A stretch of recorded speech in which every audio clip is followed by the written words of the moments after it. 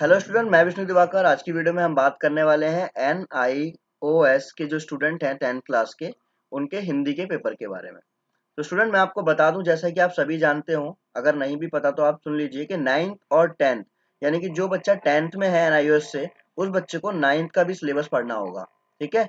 और जो बच्चा 12th के अंदर एग्जाम दे रहा है तो उसको 11th का भी सिलेबस पढ़ना होता है। कहने का मतलब ये है कि NIOS के अंदर आपको दो क्लासेस को जो है एक ही बार में कवर कराया जाता है। तो यहाँ पर हम बात करने वाले हैं कोड नंबर 201 यानी कि हिंदी 10th क्लास के अंदर। इसमें क्वेश्चन पेपर किस तरीके से डिजाइन किया जाता है, किस तरीके से क्वेश्चन पेपर आपके सामने आएगा। तो जितने बच्चों ने अभी तक पहली बार मतलब जो है NIOS के एग्जाम में बैठने जा रहे हैं, जिनके अप्रैल में आपके एग्जाम है, तो उन सभी बच्चों को मैं यहाँ पर दिखा देता हूँ कि किस तरीके का क्वेश्चन पेपर आपके सामने देखने को मिलेगा। तो देखिए, I'm सॉरी, आपके सामने जो है कुछ इस तरीके से क्वेश्चन पेपर आएगा। जैसे कि यहाँ पर आपको बताया गया कि पूरा जो क्वेश्चन पेपर है वो 201 यानी कि हिंदी क्लास 10th का है। 100 नंबर का पेपर आएगा आपका, और जो सभी प्रश्न अनिवार्य है तो बोले ही जाता है। और अब देखो 3 घंटे, और आपको मैं बता दूं कि आपको अगर जैसे 100 नंबर का पेपर है तो आपको पूरा 100 नंबर का ही पेपर लिखना है, चाहे आपको आता हो या ना आता हो। क्योंकि अगर आपने 80 नंबर का पेपर किया तो नंबर आपको 80 में से मिलेंगे, क्योंकि 20 तो आपने पहले ही कम कर लिए ना, आपने किया ही नहीं। ठीक है। तो यहाँ देखते हैं किस तरीके से क्वेश्चन आएगा। देखो यहाँ पर क्वेश्चन दे रखा है कि निम्नलिखित प्रश्नों के उत्तर में रूप में दिए गए विकल्पों में सर्वाधिक उपयुक्त विकल्प छांटकर अपनी पुस्तिका में लिखिए। अब अच्छा गुरु स्वभाव को निर्मल बनाता है, रास्ते में फूल बोता है, धन में बढ़वाता है, या फिर कमियों को दूर करता है। तो ये, अब इसमें से आपका क्या पॉइंट होना चाहिए वो आपको टिक करना है। बनती नहीं क्या एक माला विविध सुमनों की, कहो पंक्ति का क्या आशय है। तो ये कहने का मतलब क्या है, यहाँ पर ना बहुत इजी तरीके से आपके क्वेश्चंस दिए जाएंगे आपको। ठीक है। अगर आपने बुक्स पढ़ रखी हैं तो आपको समझ में आएगा, और बुक्स नहीं भी पढ़ी है तो आप याद रख लीजिए कि ये जो क्वेश्चन दे रखे हैं ना, इनमें तो आप तुक्के लगाकर जो है 5 नंबर अपने ग्रैब कर सकते हैं, कि 5 नंबर आपको आ जाएगा, कि इनमें से कोई भी आपका एक पॉइंट होगा वो आपको लिखना है।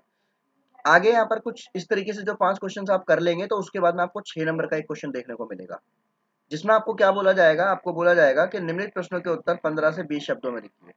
अब इनका क्या, एक एक नंबर के हैं ये। ठीक है। 6 क्वेश्चन, 6 नंबर का हो गया। अब आपको क्या करना है यहाँ पर कि जितनी भी जो पोएम्स और जितनी भी आपको कविताएं उसके अंदर दी गई हैं, उनके अनुसार जो है आपको इनके आंसर देने हैं, जो आपको बुक्स मिली हुई हैं। अगर बुक्स नहीं मिली हुई है तो आप NIOS के जो है ऑफिशियल वेबसाइट से जो वहाँ पे डाउनलोड कर सकते हैं, सॉफ्ट कॉपी आपको वहाँ से मिल जाएगी।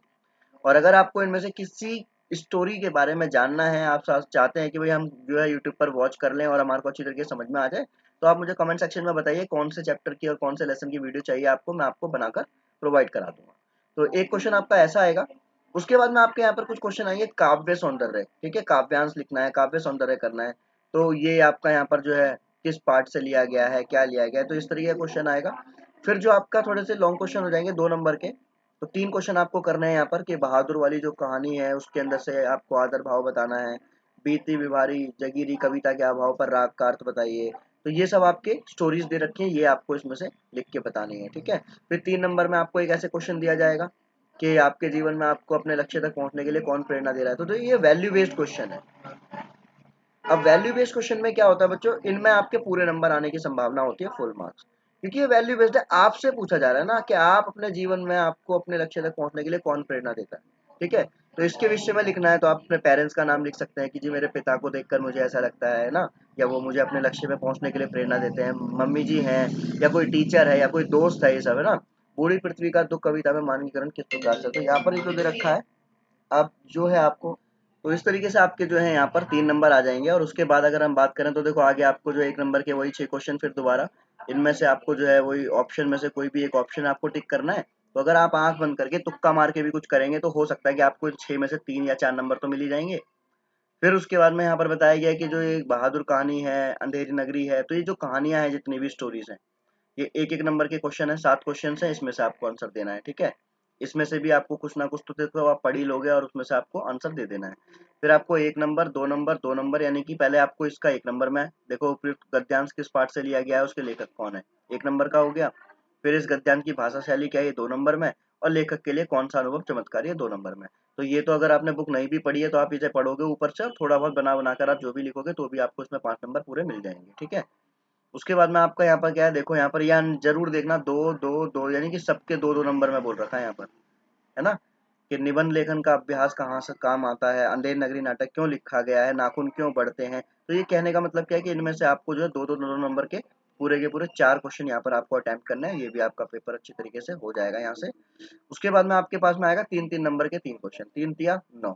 ठीक है, इसमें क्या होगा, वही स्टोरीज जो दे रखी हैं वो जो आपने पढ़ी है उनके बिहाफ पर आपको इसमें से कोई भी 3 क्वेश्चन उठाकर लिख लेने हैं। फिर आपको इसके अंदर क्या पूछा जाएगा, फिर उसमें आपसे पूछा जाएगा काव्यांश। ठीक है, ये जब स्टोरीज ये आपको पोएम्स ही दे दी है, फिर आपको इसमें अपना बताना है कि भाई ये कौन से उससे लिया गया है, क्या है, कैसे है, ये सब आपको बताना है।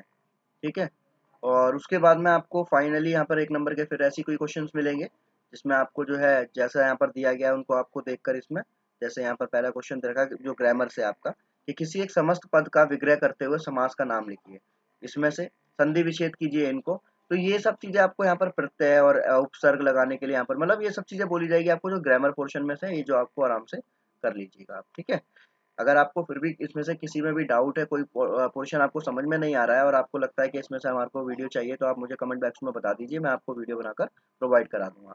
अब देखो यहाँ पर क्या है, एक पत्र लिखने के लिए आएगा 5 नंबर का। ठीक है, जैसे दहेज की कुप्रथा को दूर करने हेतु सुझाव लिखिए मित्र को। सिंपल सी बात है, आप जो है लेटर का फॉर्मेट आप अच्छी तरीके से समझ लीजिए, फॉर्मेट जो पत्र का फॉर्मेट होता है वो, और उसको आपको आराम से 5 नंबर मिल जाएंगे। अब उसके बाद में 300 शब्दों में एक निबंध लिखना है जो कि पूरे 10 नंबर का है।